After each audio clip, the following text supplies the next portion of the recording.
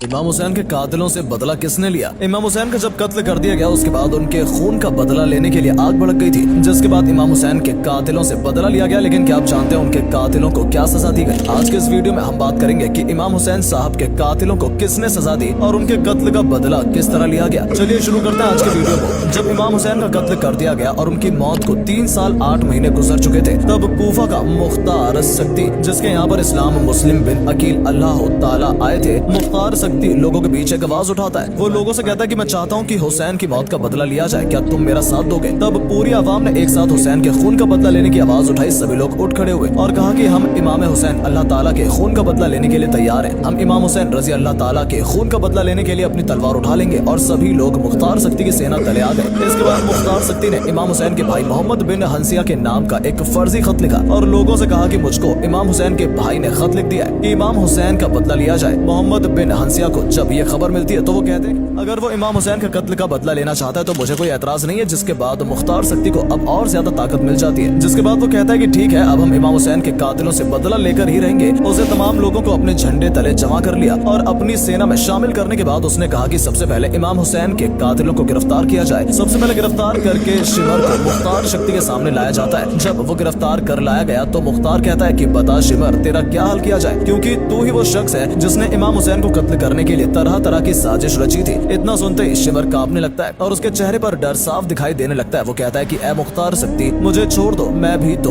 उसी जमात में था जिस जमात में तुम थे। मुख्तार सक्ती कहता है कि लेकिन मैंने हुसैन के खिलाफ तलवार नहीं उठाई थी और मैं इमाम हुसैन के खिलाफ मैदान करबला में नहीं गया था, लेकिन तू गद्दार था, जालिम, तू हुकूमत की लालच में इमाम हुसैन के खिलाफ मैदान करबला में तलवार चला रहा था और सुना गया था कि इमाम हुसैन के सर को तन से तूने ही जुदा किया, इसलिए तेरी गर्दन जरूर काटी जाएगी। शिमर ये सुनकर डर जाता है। मुख्तार सक्ती जल्लादों से कहता है कि सबसे पहले इसकी दोनों आंखें फोड़ दो और इसकी जबान काट दो, इसके जिस्म का एक एक हिस्सा काट कर इसे तड़पा तड़पा कर मारो। इस तरह से शिमर को पहली बार इमाम हुसैन के कत्ल की सजा दी गई। इसके बाद ऐलान कर दिया गया कि कातिलाना हुसैन में से एक का अंजाम लोग अपनी आंखों से देख लें। शिमर के बाद अब उमर बिन साद को गिरफ्तार करने की बारी थी। जब उसे गिरफ्तार करके लाया गया तो मुख्तार सक्ती पूछता है कि तुम कहाँ थे, तुमने इस तरह की हरकत क्यों की और इमाम हुसैन का कत्ल क्यों किया? जिसके जवाब में उमर बिन साद कहता है कि अब मैंने हुकूमत में हिस्सा लेना छोड़ दिया है, अब मैं इन सब से आजाद हो गया हूँ और मुझे किसी भी चीज की जरूरत नहीं है। उमर बिन साद की ये बात सुनते ही मुख्तार सक्ती उसे ललकारता है और कहता है कि जालिम, तूने जिस दिन करबला के मैदान में हजरत इमाम हुसैन के ऊपर तीर चलाया था, तुझे उसी दिन सोच लेना चाहिए था कि मैं सियासत में बिल्कुल भी नहीं जाऊंगा। तूने नवासा रसूल को करबला के मैदान में तड़पाया था और तू ही वो शख्स है जिसने एक एक को करबला के मैदान में पानी के लिए भी तरसा दिया था। उमर बिन साद ये सुनते ही खौफ से कांपने लगता है और फिर उसके लड़के को बुलाया जाता है, जिसे बुलाने के बाद मुख्तार सक्ती कहता है कि इसके सामने इसके बेटे को कत्ल किया जाए। तब उमर बिन साद ने कहा कि मैं देखकर ये बर्दाश्त कैसे करूंगा कि मेरे बेटे को मेरे सामने ही मारा जा रहा है। इस पर मुख्तार सक्ती कहता है कि जब इमाम हुसैन के बच्चे अली असगर के तीर लगा था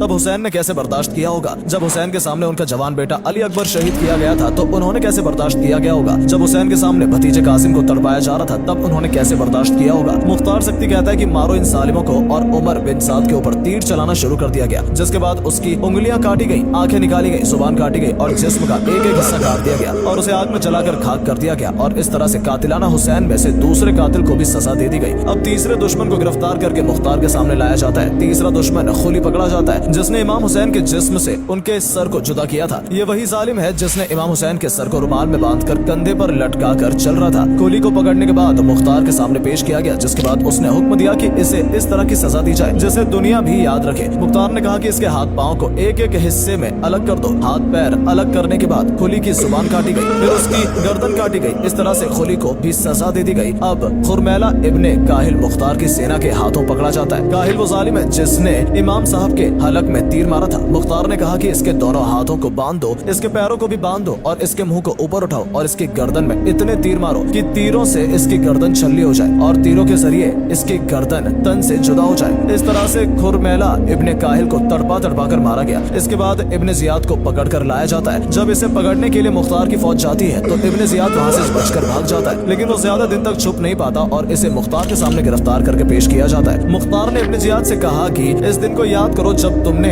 अपनी सेना को इमाम हुसैन से लड़ने के लिए भेजा था। इब्ने जियाद मुख्तार से पूछता है कि तुम मेरे साथ क्या करोगे। इसके जवाब में मुख्तार कहता है कि मैं तुम्हें कत्ल करूंगा और इतनी बेरहमी से कत्ल करूंगा कि दुनिया याद रखेगी। इसके बाद इब्ने जियाद का कत्ल कर दिया गया। उसके जिस्म जियाद का सर उसी जगह पर रखा गया जहाँ हजरत इमाम साहब का मुबारक सर रखा गया था। इतनी देर में एक सांप आता है और उनके नथुने में घुस जाता है और मुंह से निकलता है और फिर मुंह से घुसकर नथुने से निकलता है और 3 मर्तबा इसी तरह से करता है। उसके बाद वो सांप गायब हो जाता है। सांप के मुंह में घुसने और निकलने का मतलब है कि ये दिखाया जा रहा है कि इसके ऊपर कितना सख्त अजाब होगा कि इसके ऊपर सांप छोड़ा जा रहा है। इस तरह से इब्न जियाद को भी सजा दी गई। इसके बाद अब्दुल्ला बिन उस्मैद जोहनी, मलिक बिन मुसैर, हमल बिन मलिक, इन तीनों के भी मुख्तार सख्ती ने हाथ पैर काट कर जिंदा छोड़ दिया ताकि ये तीनों इस तरह से तड़पते तड़पते मर जाएं। जिसके बाद हफील बिन तुफैल ताई हाफिज को पकड़ कर लाया गया। ये वो शख्स है जिसने हजरत इमाम साहब के कपड़े उतार लिए थे। इसे जिंदा ही नंगा करके तीरों से छल्ली कर दिया गया। उसके बाद उमर बिन सुबह को लाया गया। इसने करबला के मैदान में कई लोगों को जख्मी किया था। इसे भी तीरों से छेद छेद कर मार दिया गया। इसके बाद ज़ैद इब्न रकात को पकड़ कर लाया गया। ये वो जालिम था जिसने हजरत मुस्लिम बिन अकील की पेशानी कर तीर मारा था। इसे भी तीरों से छलनी किया गया, लेकिन इसमें जान अभी भी बाकी थी, इसलिए इसे जिंदा ही जला दिया गया। इतिहास में बताया जाता है कि 60,000 यजीदी मुख्तार सख्ती के हाथों मारे गए थे। कितने ही अंधे और कौड़ी हो गए थे। कुछ की आंखों में जलती हुई सलाही फेरी गई, कुछ को जिंदा जलाया गया और कुछ लोगों के मुंह सूअर की तरह हो गए थे। कुछ तो ऐसे थे जो पानी पीते थे लेकिन उनकी प्यास नहीं बुझती थी और ऐसे ही तड़प तड़प कर मर जाते थे। और इस तरह से मुख्तार सख्ती ने इमाम साहब की मौत का बदला लिया।